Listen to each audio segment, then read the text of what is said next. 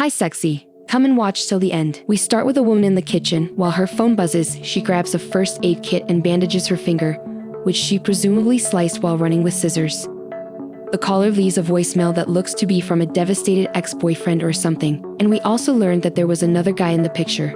Stephanie walks over to the living room, but stumbles, spilling her spaghetti everywhere. We've all been there. As she cleans up the rather bland meal, she notices 2 drops of blood. She grabs some cleaning supplies, but her attempts to fix the small problem only make it worse and more widespread.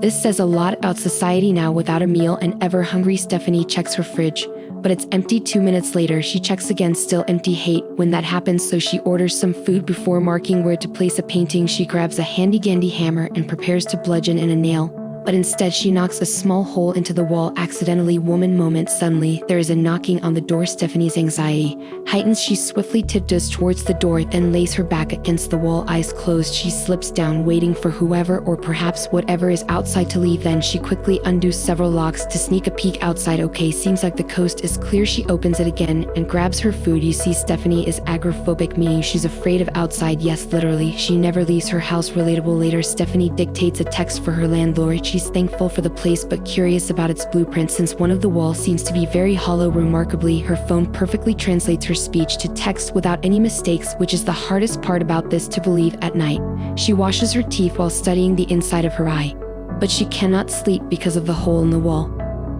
When she closes her eyes, the wall suddenly juts forward, surprising her, but it was only a dream.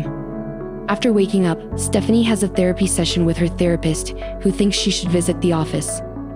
When she coughs, the therapist advises her to go to the drugstore. After the call, Stephanie dresses up and holds her keys, peering at the door. Her eyes reveal her actual feelings. She is a little scaredy cat. Stephanie coughs again and hears a wall cough, possibly in her imagination. Instead of exploring, she does guided meditation. Stephanie is instructed to imagine a happy place and a throne of her own creation and sit on it and relax. Then the doorbell rings, and she orders cough medicine and chocolate. I guess this is her idea of relaxation. Later, on her way to bed, she walks by the hole and there is hair coming out of it. Say that out of context. It's not long before she's perfectly relaxed and sound asleep, but then in the middle of the night she emerges. The wall is calling to her. She walks over with a hunger in her eyes. As she slowly approaches, something seems to be alive in there.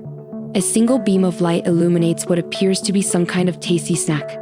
Stephanie leans forward and opens her mouth. Maybe it's like a hamburger or something. Okay, let's just pretend that didn't happen. In the morning, Stephanie's awakened from her nightmare. Actually, it seemed more like kind of a pleasant dream. Anyway, someone is frantically knocking at the door. It's her ex begging to talk. She collapses next to a wall, too scared to be heard or seen. The beta male continues pestering her. He just wants to know how long things were going on with the other guy. He smashes his fist against the door. Her eyes widen. He knows she's in there. Her car is outside. After a while, he gives up. Then he walks over to the window and slams it, leaving what appears to be a note. After her ex speeds off, Stephanie carefully inspects the note. You can't ignore me.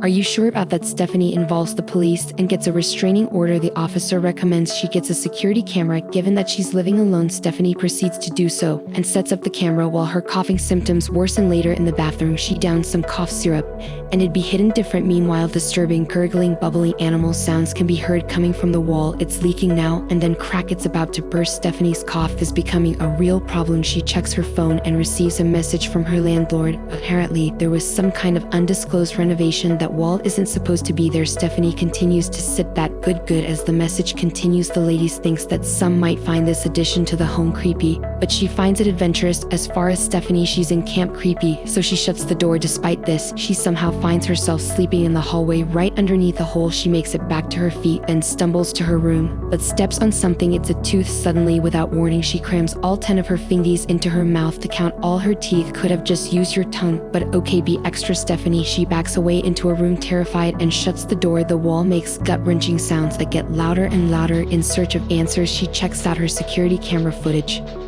What she finds is baffling. Stephanie herself can be seen walking up to the hole and coughing something up. Whatever it is, it just keeps getting bigger upon closer inspection. It seems to be an entire arm. She snakes it through the hole in the present. She has no recollection of ever doing that. Overwhelmed with fear, Stephanie dashes towards the door, but she can do nothing more than stare at it. Her fear of the outside trumps all. The wall calls back to her, but just then she gets a burst of courage that now fills the determination. Stephanie grabs a sledgehammer and smashes the world's most flimsy wall. She stumbles into a fog-filled void and sees a throne like the one her meditation instructor had her imagine, but it is alive and pulls her in. Stephanie feels relieved and relaxed, as in meditation, and the chair latches on and will not let go. Stephanie fights desperately to escape its grip. Finally, she breaks free, grabs the hammer, and slams it down. Fade to back, then snap back to reality. In an eminent moment, it appears Stephanie has defeated her real monster, agoraphobia. She is outside. She looks back at her handiwork and wonders, how am I going to pay for this? The end. See you later, sexy.